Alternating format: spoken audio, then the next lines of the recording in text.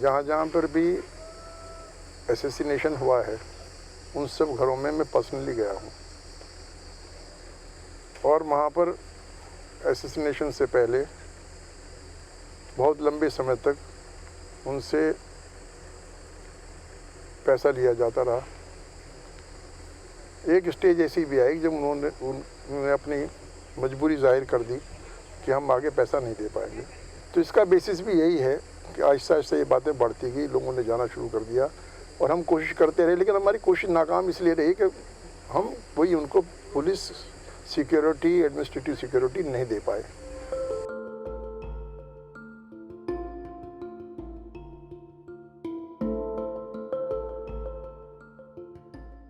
मैंने कहा सिचुएशन को ग्रे होना 2013 से होने शुरू हुआ, चल तो रहा था पहले से ही है।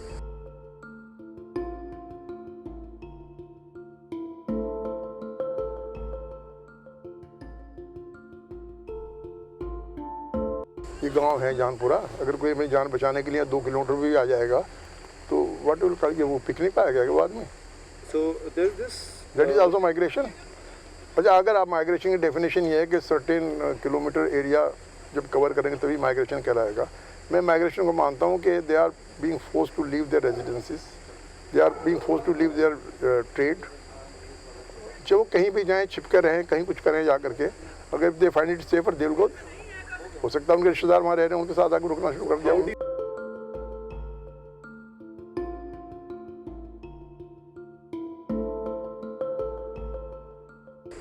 Their names are not in the list. मैं उनको व्यक्तिगत रूप से जानता हूँ जिनकी आप बात कर रहे हैं।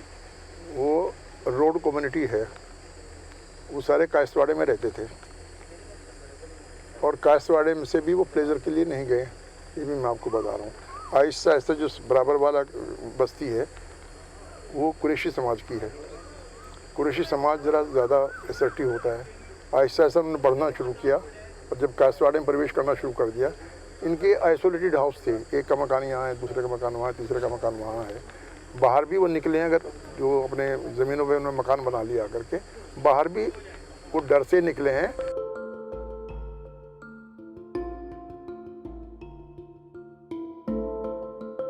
मैं तो still believe it's complete breakdown of law and order. और इसमें कारण ये है, थोड़ा सा मैं बात रख दूँ, जानते तो आप भी हैं लेकिन मुझसे पूछना चाहेंगे, मुझसे कहलवाना चाहेंगे। Entire trade in Karana was in the hands of Hindus. Starting from Karana bus stand to Chowk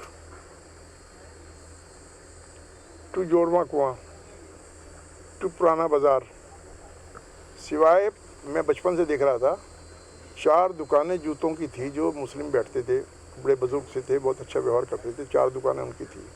rest of the बाज़ार वाज ऑक्युपाइड बाय वैश्य और जैन्स। पुराने बाज़ार में 2 दुकानें थी जो दूसरे समाज की थी, बाकी सब occupied by Jains.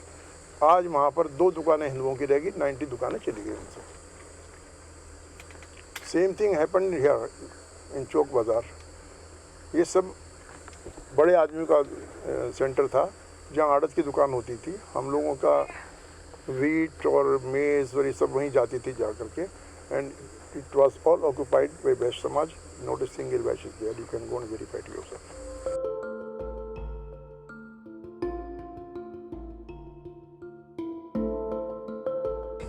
I have come to know about one Muslim family today. Naushad शायद उसका नाम है और वो मोहल्ला बिसातियान की तरफ कहीं रहता था। And I am told that he was a very rich person. अभी भी जो उसका मकान है लगभग 2 करोड़ की लागत का मकान उसका है। And he had to leave Karana because ransom was being demanded on him. 10 lakh की डिमांड हुई और वो डर की वजह से चला गया। आज मुझको उसका पता लगा, मैंने उसका नाम भी लिख लिया।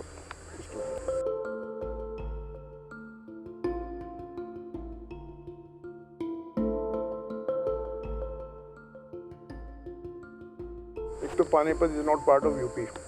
अगर आप कैराना की बात करें और कैराना के डेवलपमेंट की बात करें, यूपी के परिप्रेक्ष्य में करें, नॉट इन परिप्रेक्ष्य ऑफ हरियाणा। जॉब सवाल मैं बता रहा हूँ, मैं जॉब की बात पे भी आ रहा हूँ।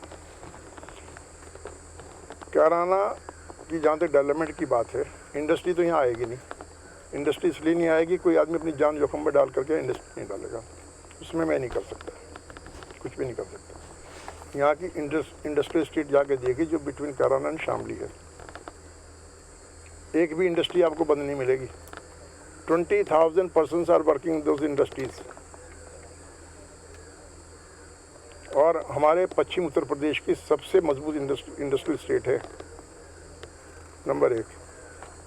कैराने से ज़्यादा डेवलप्ड असेंबली कॉन्स्टिट्यूंसी आप पश्चिम में कोई बता दीजिए। मैं बताता हूँ, पहले अभी कैराने का जो शेप था that included Shamli and Kairana, ये असेंबली कॉन्स्टिट्यूंसी थी। There are 3 engineering colleges, there are 4 post graduate degree colleges, more than 25 inter colleges,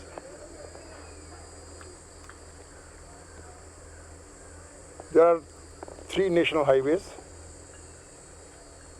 One is from Panipat to Katima, another is Meerut to Karnal, and third is DY Delhi Yamunotri मार्ग।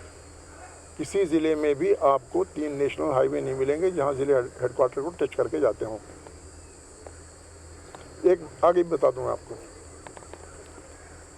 एक neglected, totally outdated Martin burn की एक छोटी line चलती थी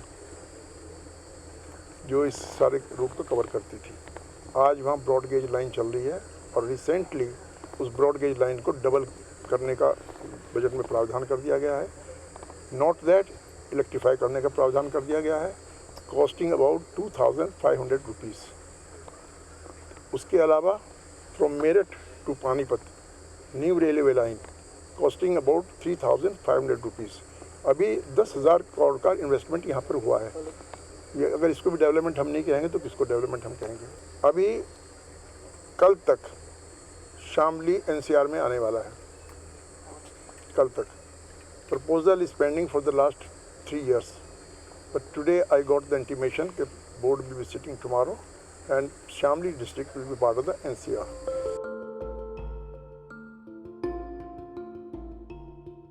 No, I beg to differ from it. Panipat is populated by one community. वहाँ rats होने का सवाल नहीं रहा, वहाँ एक्सटॉर्शन का सवाल नहीं रहा। अब मैं किस इंडस्ट्रीज को ले आऊँ यहाँ मरने के लिए?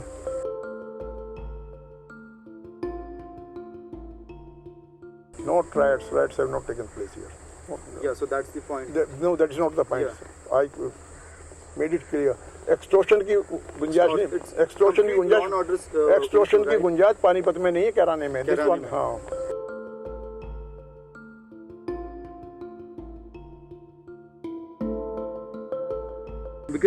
मेरी बात को डिस्टॉर्ट करने में सब माहिर हैं। इंडियन एक्सप्रेस में भी किया कि मैंने यूटर्न, मैं अगर कॉमनल कहूँ तो मैं बहुत, लोग सब बहुत खुश। मैं कह रहा हूँ it's a complete breakdown of law and order.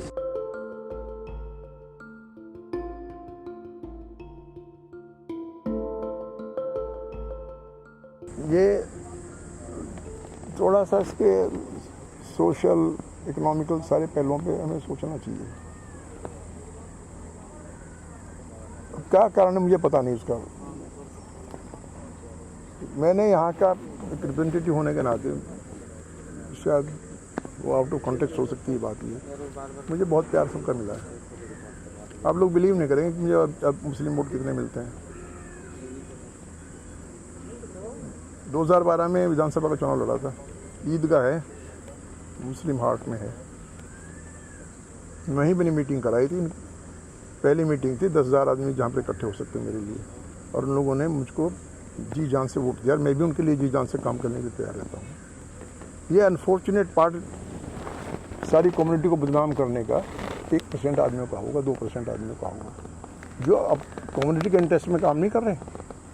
वो क्रिमिनल माइंडेड हैं और वो they are slur on the community also. लेकिन नाम है तो आइडेंटिफाई हो गए। ये मैं शिकायत कर रहा हूँ यूपी गवर्नमेंट की, मैं शिकायत यहाँ के मुल्लाओं की नहीं कर रहा हूँ। ये यूपी गवर्नमेंट ने अपनी निकम्मेपन से, निष्क्रियता से इन गुंडों के खिलाफ कार्रवाई नहीं की। अगर कार्रवाई कर दी होती तो इन लोगों को बाहर ना जाना पड़ता। हमारे अध्यक्ष ने कहा है, दोनों को टैग करके उन्होंने कहा कि यही हमारे इश्यू होंगे लॉ एंड ऑर्डर के। जब राष्ट्रीय अध्यक्ष हमारा क्लियर कर रहा है इस बात को, तो आगे गुंजाइश कहाँ रहेगी किसी